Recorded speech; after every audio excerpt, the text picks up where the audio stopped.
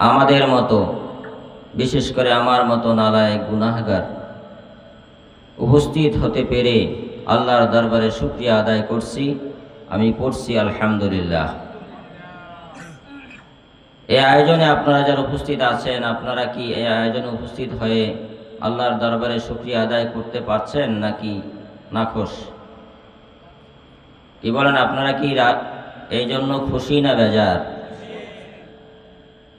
এরকম মাহফিল, কোরআনের মাহফিল, তাফসির মাহফিল অনেক জায়গাতেই হয়, কিন্তু আমি যে ব্যতিক্রম বলেছি তার একটি নজির হচ্ছে আজকের এই মাহফিলে আমার জানা মতে অত্র অঞ্চলের সমস্ত ওলামায়ে কেরাম, হফাজায়ে কোরআন, তালেবুল ইলম, দিনদার মানুষেরা নিজ ইচ্ছায় এখানে উপস্থিত হয়ে গেছেন। পড়ি আলহামদুলিল্লাহ। অন্যান্য মাহফিলে আলেম ওলামাদেরকে দাওয়াত করে আনতে হয়, অনেক সময় মাহফিল পরিচালনা করতে যে কয়জন আলেম ওলামা দরকার, তালবিল ইলমের দরকার, পুরাপুরি পাওয়া যায় না। আর আজকে এখানে এসে আমি লক্ষ্য করলাম যারা এখানে উপস্থিত হয়েছেন তাদের মধ্যে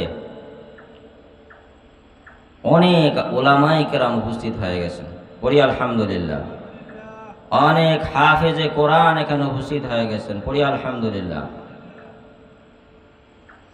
এই আয়োজনটা ওলামায়ে কেরামদেরই আয়োজন। বিশারকান্দি হিলফুল ফুজুল ইসলামী ঐক্য পরিষদ, এটা মূলত আলেম ওলামাদের একটি মিলন মেলা। বলি সুবহানাল্লাহ। মহান আল্লাহ রাব্বুল আলামিন পবিত্র কোরআনুল কারীমের মধ্যে বলেছিলেন, ওয়াতাসিমু বিহাবলিল্লাহি জামিআ।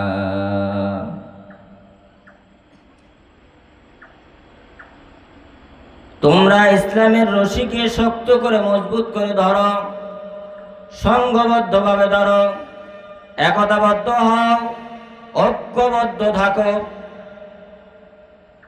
ওলামায়ে কেরাম এই আয়াতের আমল করতে গিয়ে একটি অরাজনৈতিক সংগঠন করে ফেলেছেন, যার নাম হচ্ছে বিশারকান্দি হিলফুল ফুজুল ইসলামী ঐক্য পরিষদ। বলেন সুবহানাল্লাহ।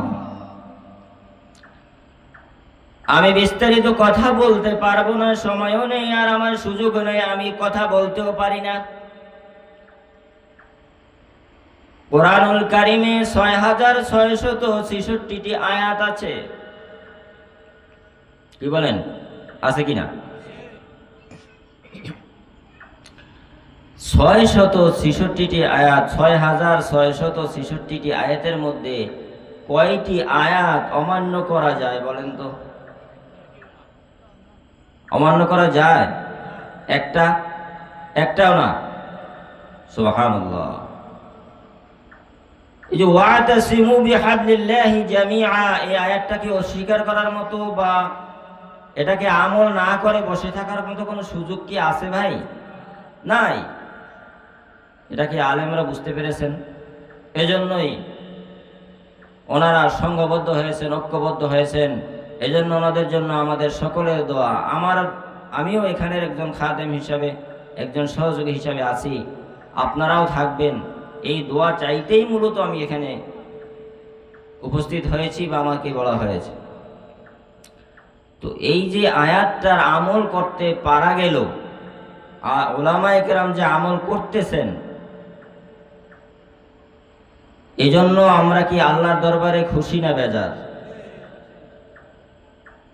আমার বন্ধুরা, আমরা কতিপয় মুসলমান এমন আছি, কোরআনুল কারীমের মুষ্টিমেয় কয়েকটি আয়াতের আমল করি, বাকি আমলগুলো আমরা ছেড়ে দেই। এরকম আছি মুসলমান আমরা, কিন্তু আসলে আমল ছেড়ে দেওয়া যাবে কি?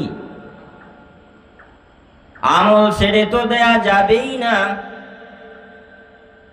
আমল ছেড়ে দেয়া যাবে না, আমলকে অস্বীকার তো করা যাবেই না। কোরআনুল কারীমের যেটাকে হালাল করা হয়েছে সেটাকে হালাল জানতে হবে, কোরআনুল কারীমে যেটাকে হারাম করা হয়েছে সেটাকে হারাম জানতে হবে। এটাই হচ্ছে ঈমানের দাবি। বলেন সুবহানাল্লাহ। আমি কোরআনুল কারীমের কিছু অংশ মানলাম আর কিছু অংশ অমান্য করলাম, আমি কি মুসলমান থাকবো? থাকবো বলেন? থাকবো না। সুতরাং কোরআনুল কারীমের সমস্ত আয়াতগুলি আমাদেরকে মানতে হবে। আমরা কি মানতে রাজি আছি? বলেন রাজি আছি তো? এবার বলবেন হুজুর এত বড় কোরআনের আয়াত কেমনে মানে? 6666 আয়াত, এটা কি মানা সম্ভব? এরকম একটা প্রশ্ন আসতে পারে না? মনে হয় না যে বিশাল একটা ব্যাপার স্যাপার? মনে হয় কি হয় না বলেন? ভাইয়ার আর একটু সামনে আগাইয়ে বসে। কোরআনুল কারীমের 6666 আয়াতের একটি কানা করিও অমান্য করার সুযোগ কোনো মুসলমানের নাই। এজন্যই আল্লাহ পাক আবার হুঁশিয়ার করে বলে দিয়েছেন, ইয়া আইয়ুহাল্লাযীনা আমানু দুখুলু ফিস সিলমি কাফা ওয়ালা তাত্তাবিউ খুতুওয়াতিশ শাইতান ইন্নাহু লাকুম আদুউম মুবিন। হে ঈমানদারেরা, তোমরা ইসলামের মধ্যে পুরাপুরি প্রবেশ করো, পুরাপুরি দীক্ষিত হও। তুমি কোরআনের কিছু অংশ মানবে আর কিছুকে অস্বীকার করবে অথবা অমান্য করবে, এই সুযোগ তোমাকে দেওয়া হয়নি। হয়তোবা তুমি কোন বিষয়ের আমল করতে পারো, কোন বিষয়ের আমল করতে পারো না। এজন্য তুমি তওবা করলে, আল্লাহর কাছে ক্ষমা চাইলে আমলের মাপ আছে, গুনাহের মাপ আছে। কিন্তু কোরআনের কোন আয়াতকে অস্বীকার করলে সে কাফের হয়ে যায়। কি বলেন, কথা ঠিক কিনা? কোরআনের আয়াতকে অস্বীকার করা যাবে না। সম্ভব হলে আমল করতে হবে, আমলে ঘাটতি হলে তওবা করতে হবে, আল্লাহর কাছে আমল করার জন্য আল্লাহর কাছে সাহায্য চাইতে হবে। কিন্তু কোরআনের কোনো আয়াতকে বাদ দিয়ে অন্য আয়াত ধরে ধরে চললে আমাদের ঈমান থাকবে না, আমরা মুসলমান থাকব না। সুতরাং কোরআনের সমস্ত আয়াতগুলি আমরা মেনে নিতে চাই। আমাদের যেন সমস্ত আয়াতগুলি আমরা মেনেই যেন ইসলামে পুরাপুরি দীক্ষিত হতে পারি। সকলে বলি আমিন। সম্মানিত ভাইরা, এই হিলফুল হুজুর ইসলামী ঐক্য পরিষদ এই বিশারকান্দি ইউনিয়নের সমস্ত উলামায়ে কিরামদেরকে ঐক্যবদ্ধ করেছেন। এই আয়াতকে স্বীকার করার পরে তারা এখানে আমল করতে শুরু করেছেন। এই কোরআনের এই আয়াতটির আমল করার কারণে এই বিশারকান্দির উপরে এমন একটি রহমত নাজিল হয়েছে, যেটা কোরআনুল কারীমে আল্লাহ পাক বলেছিলেন, যখন তোমরা ঐক্যবদ্ধভাবে দ্বীনের আমল করা শুরু করবে তখন তোমাদের উপরে আসমান থেকে রহমত নাজিল হবে। এটা আমি অনুভব করতেছি, এই বিশারকান্দির উপরে আসমান থেকে রহমত নাজিল হচ্ছে। বলুন না সুবহানাল্লাহ। বলবেন এটা আবার কি দেখলেন আপনি রহমত? আপনারা বাংলাদেশ সহ সারা বিশ্বে উলামায়ে কেরামের মধ্যে মতানৈক্য, ফাতনা ফাসাদ লক্ষ্য করেন কি করেন না? কথা বলেন, করেন কি করেন না? আছে কি না নাই? ভয়ের কি আছে? আছে তো। আপনারা বলেন তো, বিশারকান্দি উলামায়ে কেরামরা কোনোখানে কোথাও ফাতনা ফাসাদ করেছে, ঝগড়াঝাটি করেছে, তর্ক বিতর্ক করে সমাজে এরকম একটা বিশৃঙ্খলার সৃষ্টি করেছে? আপনারা কি কেউ লক্ষ্য করেছেন? বিশারকান্দিতে এরকম কেউ লক্ষ্য করেছেন? সুতরাং এটাই হচ্ছে রহমত।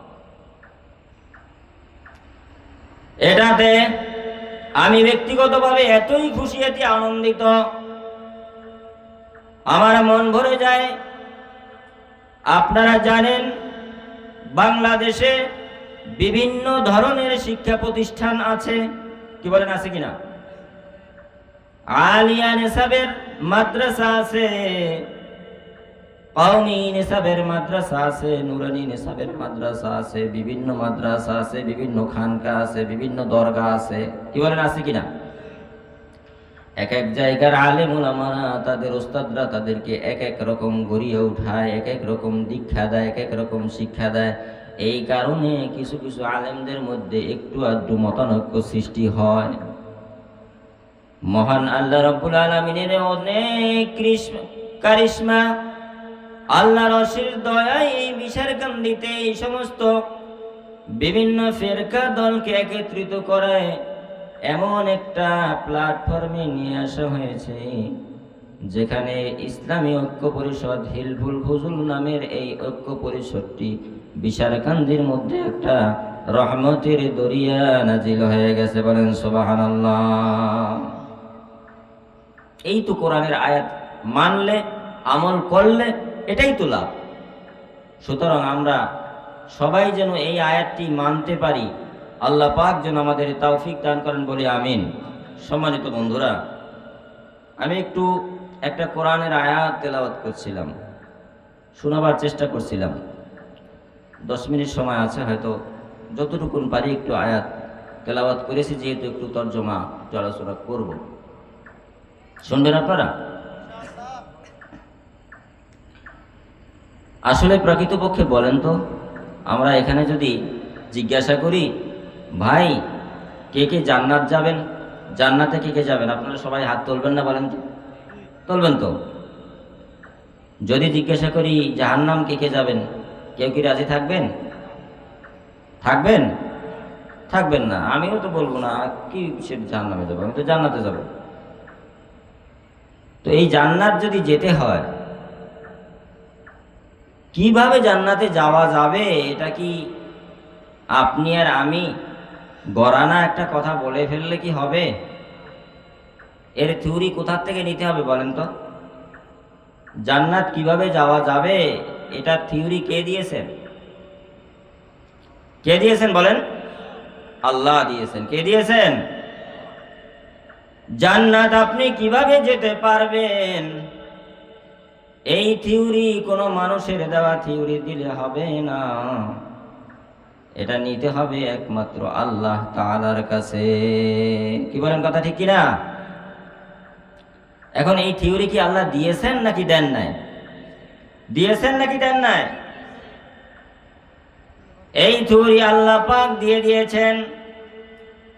পবিত্র কোরআনুল কারীমের সূরা সফের 10 থেকে 12 নম্বর আয়াতের মধ্যে এর একটা থিওরি আল্লাহ রাব্বুল আলামিন দিয়েছেন। সূরা সফের কত থেকে কত আয়াত বলেন? সূরা সফের 10 থেকে 12 নম্বর আয়াত।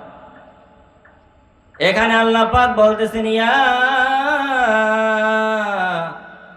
আইয়ুহাল্লাযীনা আমানু হাল আদুল্লুকুম আলা তিজারাতিন তুনজিকুম মিন আযাবিন আলীম। হে ইমানদার বান্দাগণ, হে বিশ্বাসী বান্দারা, তোমাদেরকে কি আমি এমন একটা ব্যবসার কথা বলবো, যেই ব্যবসাটা তোমাদেরকে জাহান্নামের আগুন থেকে বাঁচাইয়া দিবে। জাহান্নামের আগুন তোমাদেরকে স্পর্শ করতে পারবে না ওই ব্যবসাটা যদি তোমরা করো। এমন একটা ব্যবসার কথা বলবো নাকি? কে বলতেছেন এই কথা বলেন তো? একথা কে বলছেন? আল্লাহ বলতেছেন, প্রস্তাব দিতেছেন বান্দাদেরকে। কোন বান্দাদেরকে? ইমানদার বান্দাদেরকে। কোন বান্দাদেরকে? এই মনে করেন আমাদেরকে এই প্রস্তাব দিচ্ছে যে হে ইমানদার, আমরা ইমানদার না? এটা কিন্তু কাফেরদের এই প্রস্তাব দেয় নাই, প্রস্তাব দিয়েছে কাদের? ইমানদারদেরকে। ইমানদারদেরকে প্রস্তাব করতেছেন আল্লাহ, ও ইমানদারেরা, আমি কি তোমাদেরকে এমন একটি ব্যবসার কথা বলবো নাকি যেই ব্যবসাটা করলে পরে তোমরা জাহান্নামের আগুন থেকে বেঁচে যেতে পারবে। আল্লাহ পাক এই আয়াতের পরে কিভাবে জাহান্নামের আগুন থেকে বেঁচে যেতে পারবে সে বিষয়গুলো বলেছেন। তারপরে বলছেন যে জাহান্নামের আগুন থেকে বেঁচে যাওয়ার মানেই হলো কোথায় যাওয়া? জান্নাত যাওয়া। এরপরে আল্লাহ পাক আবার বলতেছেন যে তোমাদেরকে আমি জান্নাত দিয়ে দেব, এমন জান্নাত দেব যেই জান্নাতের তলদেশ থেকে নহর প্রবাহিত। শুধু জান্নাত দেব এরকম না, আল্লাহ বলছেন আমি নিজে তোমাদেরকে জান্নাতের মধ্যে প্রবেশ করায়া দেব। সুবহানাল্লাহ বলেন। তাহলে এই প্রস্তাবে আল্লাহ পাক শুধু এই কথা বলেন নাই যে তোমাদেরকে জাহান্নাম থেকে বাঁচিয়ে দেব, বরং আল্লাহ বলতেছেন জাহান্নাম থেকে বাঁচাবো, জান্নাত দেব না, শুধু জান্নাতে আমি নিজে হয়ে তোমাদেরকে প্রবেশ করায়া দেব। একটা ব্যবসা করলে পরে এখন সেই ব্যবসার কথা আল্লাহ বলবেন, শুনবেন আপনারা? কিসের কথা বলবেন আল্লাহ? ব্যবসার কথা বলবেন। আল্লাহ বলতেছেন একটা ব্যবসা যদি করতে পারো তাহলে তোমরা এই জান্নাত যেতে পারবে, তোমরা জাহান্নাম থেকে বাঁচবে।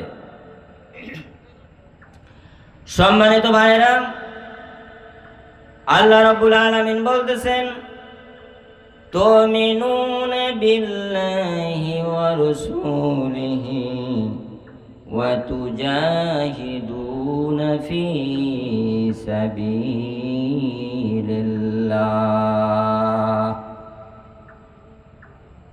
আমি যে ব্যবসার কথা তোমাদেরকে বলেছিলাম সেই ব্যবসাটা হচ্ছে তোমরা এক নম্বরে তোমাদের কাজ হচ্ছে, এই ব্যবসার প্রথম কাজ হচ্ছে, চালান হচ্ছে তোমরা ঈমান আনবে। কি করবে? ঈমান আনবে। ঈমান আনবে আল্লাহর উপরে এবং আল্লাহর নবীর উপরে,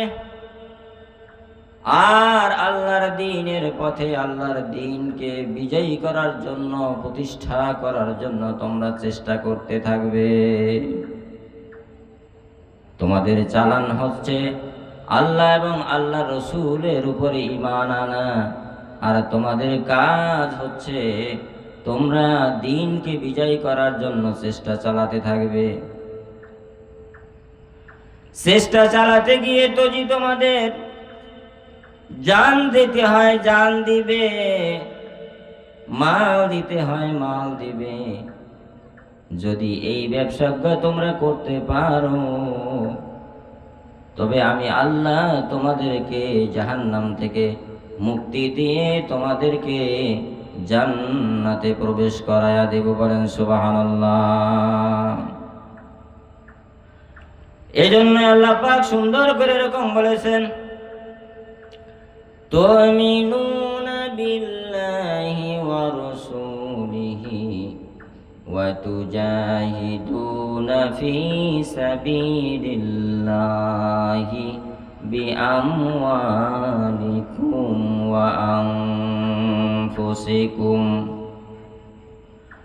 যালিকুম খায়রুল লাকুম ইন কুনতুম তা'লামুন।